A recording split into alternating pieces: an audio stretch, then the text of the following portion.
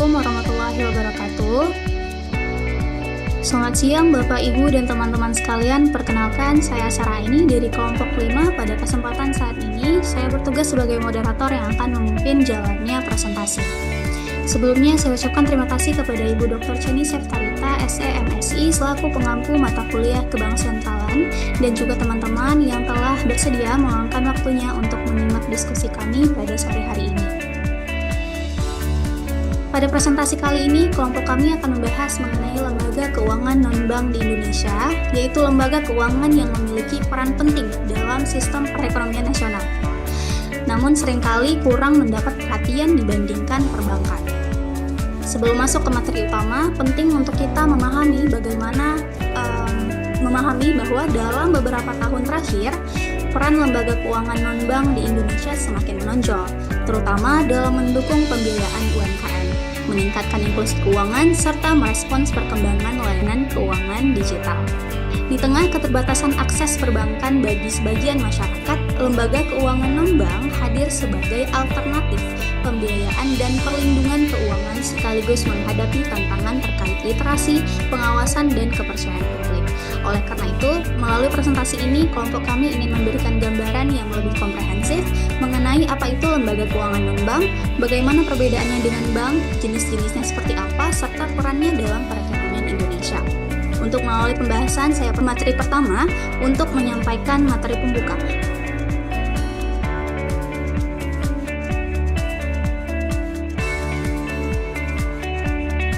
Baik, lembaga keuangan non-bank adalah institusi yang menyediakan jasa keuangan tanpa menerima tabungan, giro, atau deposito seperti bank.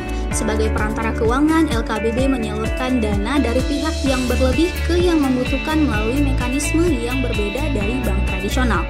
Contoh LKBB meliputi perusahaan pembiayaan, dana pensiun, asuransi, koperasi, simpan pinjam, dan pegadaian.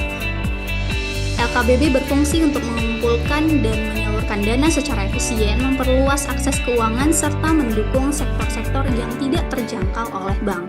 Selain itu, LKBB berperan dalam meningkatkan inklusi keuangan dan mendukung pertumbuhan ekonomi yang berkelanjutan di Indonesia.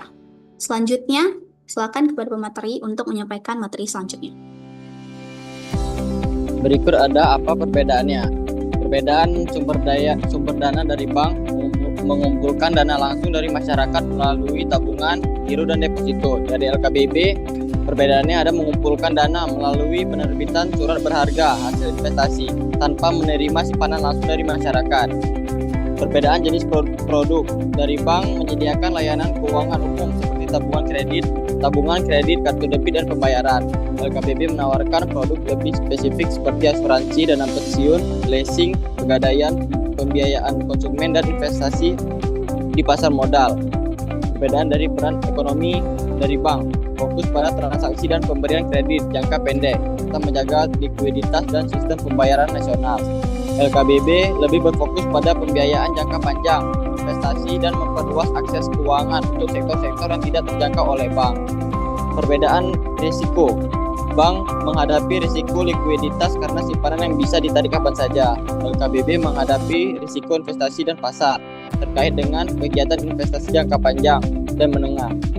Perbedaan fleksibilitas dalam menyalurkan dana. Dari bank terbatas oleh simpanan masyarakat dan lebih mengutamakan stabilitas likuiditas. Dari LKBB, perbedaannya lebih fleksibel dalam menyalurkan dana ke sektor-sektor produktif tanpa tergantung pada simpanan masyarakat. Selanjutnya akan dilanjutkan dengan teman saya. Baik, saya Cetila. Saya akan melanjutkan jenis LKBB. LKBB terbagi atas beberapa, ada asuransi. Asuransi merupakan lembaga yang memberikan perlindungan finansial atas risiko kerugian, kesehatan, kematian, dan lain-lain dengan sistem pembayaran premi sesuai Undang-Undang Nomor 9 Tahun 90-an. Ada juga dana pensiun, badan hukum yang mengelola program manfaat pensiun bagi pekerja setelah berhasil bekerja. Itu terdiri dari dana pensiun pemberi kerja dan dana pensiun lembaga keuangan sesuai dengan Undang-Undang Nomor 11 Tahun 92. Ada juga modal ventura, lembaga pembiayaan berbasis penyertaan modal untuk mendukung pertumbuhan ekonomi dan UMKM. Memiliki tujuan bisnis sekaligus sosial. Ada juga Pegadaian, lembaga penyedia pinjaman dengan jaminan barang bergerak membantu kebutuhan dana, terutama bagi UMKM yang relatif rendah. Ada juga berupa beberapa lainnya seperti perusahaan pembiayaan, perusahaan penjamin, sama lembaga pembiayaan per Indonesia. Oke, slide selanjutnya akan dilanjutkan oleh teman saya.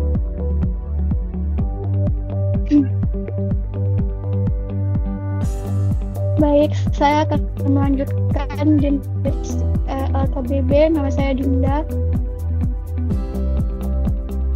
Perusahaan pembiayaan, badan usaha yang menyediakan dana atau barang modal termasuk perusahaan pembiayaan, perusahaan modal venture, serta perusahaan pembiayaan infrastruktur atau mendanai proyek infrastruktur agar arus barang atau jasa lancar. Kedua, ada perusahaan penjamin, badan usaha yang menyediakan dana, barang modal termasuk perusahaan pembiayaan, perusahaan modal venture, serta perusahaan pembiayaan infrastruktur atau mendanai proyek infrastruktur agar arus barang atau jasa lancar. Selanjutnya ada lembaga pembiayaan ekspor Indonesia, yaitu ada badan usaha yang menyediakan dana atau barang modal termasuk perusahaan pembiayaan, perusahaan modal venture, serta perusahaan pembiayaan infrastruktur. Tiga jenis LKBB ini saling melengkapi dalam mendukung pembiayaan, mengurangi risiko, dan mendorong pertumbuhan ekonomi, khususnya bagi dunia usaha dan ekspor Indonesia. Selanjutnya ada peran LKBB dalam perekonomian Indonesia. Yang pertama ada asuransi sebagai penyedia perlindungan terhadap risiko finansial dalam kegiatan ekonomi masyarakat. Terus yang kedua ada koperasi simpan pinjam, yaitu menjadi wadah bagi masyarakat untuk saling membantu dalam memenuhi kebutuhan permodalan dan mengembangkan usaha. Terus yang ketiga ada pasar modal, yaitu sebagai mekanisme intermediasi non perbankan untuk mendorong investasi, menciptakan stabilitas keuangan, dan mendukung pertumbuhan makroekonomi. Terus yang terakhir ada pegadaian, di mana membantu masyarakat memperoleh dana untuk kebutuhan konsumtif maupun produktif dengan prosedur yang cepat dan tidak rumit. Baik, selanjutnya akan dilanjutkan oleh teman saya. Saya Adi Kurnia akan membaca tentang kesimpulan dan sarannya. Kesimpulannya, lembaga keuangan non-bank yaitu LKNB berperan penting dalam mendukung sistem keuangan Indonesia dengan menyediakan layanan keuangan seperti asuransi, koperasi simpan pinjam, pegadaian, dana pensiun, pasar modal, dan pembiayaan. LKNB memperluas akses keuangan, mendorong inklusi keuangan, dan mendukung pertumbuhan ekonomi. Selain itu, LKNB juga membantu sektor real dengan pembiayaan bagi masyarakat dan pelaku usaha kecil, diperkuat oleh penguasaan OJK dan perkembangan vintage. LKNB berkontribusi pada stabilitas ekonomi dan pemerataan kesejahteraan. Sarannya, pemerintah dan OJK perlu memperkuat regulasi dan pengawasan terhadap lembaga keuangan non-bank agar operasionalnya transparan, akuntabel, dan melindungi masyarakat. Lembaga keuangan non-bank diharapkan terus berinovasi dalam produk dan layanan digital serta meningkatkan tata kelola untuk menjaga kepercayaan publik. Masyarakat juga perlu meningkatkan literasi keuangan untuk memanfaatkan layanan secara bijak. Akademisi dan peneliti dapat terus mengkaji peran LKNB dalam mendorong pertumbuhan ekonomi dan pemerataan kesejahteraan, khususnya bagi usaha kecil dan menengah. Terima kasih. Baik, terima kasih kepada teman-teman yang telah menyampaikan pemaparan hasil diskusi kita. Demikian pemaparan dari kelompok 5 mengenai tinjauan terhadap lembaga keuangan non-bank di Indonesia. Kami menyadari